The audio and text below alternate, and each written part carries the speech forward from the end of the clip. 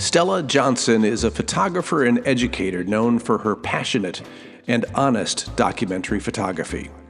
She teaches at Boston University and Lesley University and leads photography workshops in Greece, Cuba, Mexico, Massachusetts, and Maine. Her powerful storytelling is showcased in her monographs Al Sol and Zoe.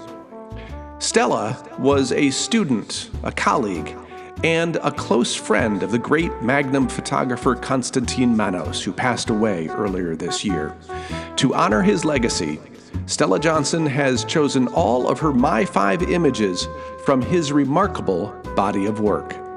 Today on the Crit House, Stella shares her deep connection with Manos' photography and the lasting influence he had on her life and career. Well, Stella Johnson, welcome to the Crit House. I know we've been talking about doing this for a very long time, but it is really, I am so happy to have you on the program and have you with us here on the Crit House. Thank you for joining us. I am delighted, as always, to do anything with you, Jeff. So yeah. Well, I wasn't fishing for that compliment, but I'll take it. Well, so tell us a little bit about who you are as a photographer. You are so accomplished, not only as a photographer, but as a person who has been teaching photography to others. Give us a little bit about your history and who you are, and so that we know a little more about Stella Johnson. Okay, well, so I've been affected by the religious, cultural, and daily rituals of village life that really sort of gripped my photographic imagination. And this was very early on in my career. When I was 12, I got my first Instamatic camera, and I had been listening to my grandparents talk about their village life forever, since I was born. And I actually learned the word village, horio, in Greek, one of the first words I knew in Greek because of that. They were so, they reminisced daily. And so, when you think about people immigrating to the US, they don't really want to. My grandparents were fleeing war and hunger. So they came here, but they always talked about their village. And it has taken me these 40 years of my career, and I'm still investigating. I started going to Mexico because I could drive. That was 40 years ago. And I go back and visit the same people in this village. Believe it or not, all of their friends. It's an amazing relationship that I've developed. I've done the same in Greece, of course, but I'm Greek, it's a little different. So I've been going for 15 years there. And now, I did to Nicaragua and Cameroon, West Africa. And then during COVID, I had the privilege of going to photograph the other village at Venice Beach, California, the skateboarders. Yeah. They create a little village for themselves. And it's the same sort of idea, like, what is village life about? It's about people helping each other, honestly. I really like to investigate other cultures. And I do like living in little villages where I get to know everybody and they know me. So at the end of it all, yeah, after a couple of weeks, everybody knows me. I have a camera and they're not spooked. And they either give me their permission or not to photograph them. So I feel really comfortable doing that. You have chosen 5 images, and we're doing something different this week on the Crit House, because you've chosen 5 images from one person, from Costa Manos, from Costa Manos, who you have known for a good long period of time. Tell us about your reasoning behind choosing those 5 images and why all from Costa. Well, Costa recently passed away. I wanted to somehow, continue on with his legacy, and it will be continued on. But I love what you're doing with myFIVE photos, and I thought this would be better for me anyway, to concentrate on one person. As everybody has mentioned during these talks with you, it is a pain in the ass to come up. You want 10, 20, 15. So, and I've been thinking a lot about Costa, so it was really kind of perfect timing for me to do this with you. And I'm really glad I could do it. I'm doing it. Absolutely. Tell us a little bit about your relationship with him and why that has become important to you. Oh my God, he taught me how to see. He taught me how to craft an image, how to make an image that's interesting that people will want to look at. Especially today in this day of Instagram, the pictures go by so fast. If they're not interesting, like, who wants to look at them? And he taught me this. He really was quite strict, but really he knew what he was talking about. And now I'm teaching exactly what he had taught me. And so people are getting the benefit of his wisdom also, which I think is kind of cool. So, I've known him for maybe 25 years now. When I first met him, I took a workshop in Daytona Beach, Florida. And he said to me, well, you're a working photographer, so, you're doing okay. But yes, I will take you under my wing because we're both living in Boston. And that was it. Before I'd go for, before I went once to Cameroon, West Africa on assignment. And he gave me all these rules about what not to do, and he was right. But the most important things he said to me was get closer, get closer, get closer. And for 6 weeks, I had Manos in my head going, get closer, get closer, get closer. And it made a huge difference. It really did. And then when I came back with my pictures, and they were on assignment, but I also did personal work, and I showed him some pictures, he would be looking at them. He'd say, you're standing in the wrong spot. You should have been over. And he was right. Well, thank you for sharing that. And we're going to learn, I'm sure, more about Costa as we talk about 5 of his images. So let's take a look at your myFIVE. So Stella, we start off with this image from Costa Manos. And we're going to go, I think, chronologically through these images from him. Tell us why you've chosen this from him to talk about as one of your 5 images. Okay, so Costa was 18 years old when he made this picture. And he grew up in South Carolina. His parents were Greek immigrants, and they had a cafe in the black section of town. So immediately, or not immediately, but Costa had empathy for outsiders, okay? And he still did his whole life. He was looking for a place to photograph, and he read about it. It was called Defusky. It is called Defusky Island. When you think about it, it sounds like the first island, the first key, Defusky. He also at that time had been reading about Henri Cartier-Bresson, so he bought a Leica, and he bought the same film that Henri used, and he hitched a ride on a boat to Defusky and started making pictures. And he said that these were the first serious pictures that he ever made.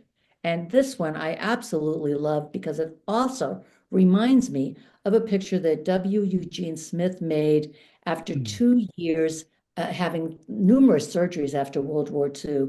And it was the last picture in the show at MoMA for the Family of Man. Yes. Yeah. There, and that really felt like I just love this image so much. I really do. What an interesting start to read about Cartier-Bresson, to buy a Leica, and then start taking pictures.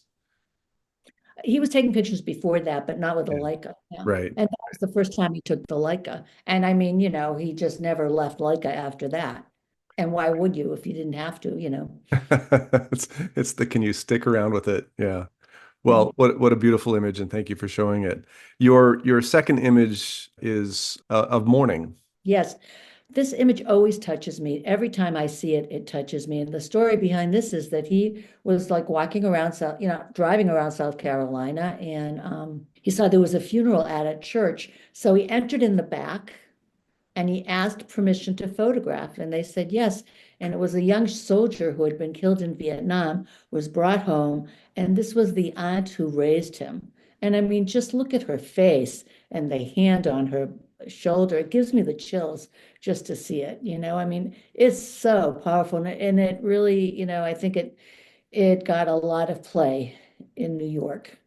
It strikes me that the advice that he gave you, closer, closer, closer, is what he did in this image that made it so strong. It's unbelievable, isn't it? I mean, every time I look at it, it gives me the chills. So, it's still powerful decades later. Well, let's go to the third image from Constantine Manos. Okay, so Costa's parents also talked about village life, their village life in Greece, the way my grandparents talked about village life in Greece. So he decided to go to Greece for 3 years and photograph in villages where there was no electricity. That was the only caveat. But he speaks Greek. So, but, often he would like approach people and photograph and then ask if he needed to, but he was very welcome in these villages, I mean, part of it, I think he was a man. I don't know, 60 years ago, if a woman could have done that by herself. No, I would say no. But and he's very genteel. He was a very gentle person. So I can see him doing that. This image is taken in Hanyat, Crete. And the story behind that is that right in front of this table is a cafe owned by friends of mine now. And it's like, oh my God, this is amazing. And Costa met them when we went. David Lyman of Maine Media Workshops once said to Costa about 12 years ago, where in the world would you like to photograph? And he said, I would like to photograph in Hanya, Crete, and I want Stella to photograph to have a work. He said, I want Stella to have a workshop also. And that's how it happened. I went with him. I organized the workshops, and we hired a lot of local talent to help us because, I didn't speak Greek and none of the students would. And it ended up being an incredible deal. And even today, even these next year, I'm going to be working and photographing in Crete, but giving a workshop. Anyway, it's amazing. Greece only has 10 million people, so it kind of makes sense that you could actually find the people in the photographs or the locations. Old building on the water in the Limani of Hanya, Crete. Your fourth image from moves into the color realm. Oh my, yes. And so here we are, American color. And Costa loved photographing at Hollywood Beach. And there's the theater that, they'd bring musicians to play every night. And he would go, when the sun was going down and photograph life, right, at this theater. What's so ironic is behind the theater is the ocean and the sky, you know? And then in front of it, unfortunately, since Costa had photographed there, the Margaritaville Resort was put up.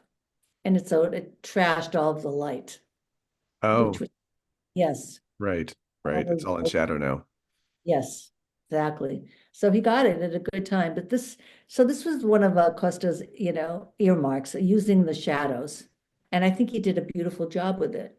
One of the things that we often hear from people who come on this program is emulation for Alex Webb and his photography. This this feels like a precursor of an Alex Webb image. Yes, but they were colleagues, and they had a lot in common. I think they did. We have one final image, again in color, again on the beach. This is what he taught me: fill a frame. First of all, he taught about layers. You have those bodies in the foreground. You Yeah. have the red bar in the middle ground. Then you have everybody swimming in the ocean, the third, okay, ground. Then you have the shadows, so you don't need the women's faces, but you get their hair and their shadows in the bottom left here. And you have everything going left and right. He has filled this frame. He couldn't put another thing in there. Maybe a dog on the sand there, but most likely not. This was in Daytona Beach. And just the color and everything about it. This is what he taught, how to pack a frame and without intersecting bad intersections, without bodies coming out of other bodies and things like that. And this is like a perfect example of what he aspired to every day. Now, Yeah. of course, you can't make a picture like this every day, but that's the goal, right? Stella Johnson, five lovely images from Costa Manos. Tell us before we end this, what you mentioned, a couple things about what his lessons to you were as a photographer. Is there one great lesson that he taught you? Is there something that is the most important thing that you carry with you?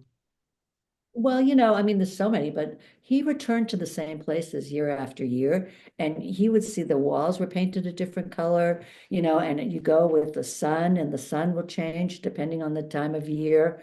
And he returned again and again and again to Daytona and to Hollywood Beach and Venice, California. He did the circuit and he loved it. He loved photographing. So, he also taught me when he was using chrome film, he had 3 meters, 3 light meters. Well, because, if you're off by a third of a stop, you're off. Yeah. So,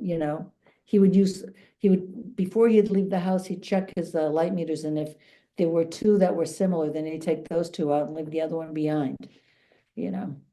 Well, I love the idea that we have taken the myFIVE series and we have honored one photographer, the great Costa Manos, and you were such a great person to be able to do it, to remember him. So thank you so much for that. Pleasure conversation. Thank you for the opportunity, Jeff. All right. Well, Stella Johnson, what a long time coming for the conversation, and so happy to have it. And thank you all for watching The Crit House.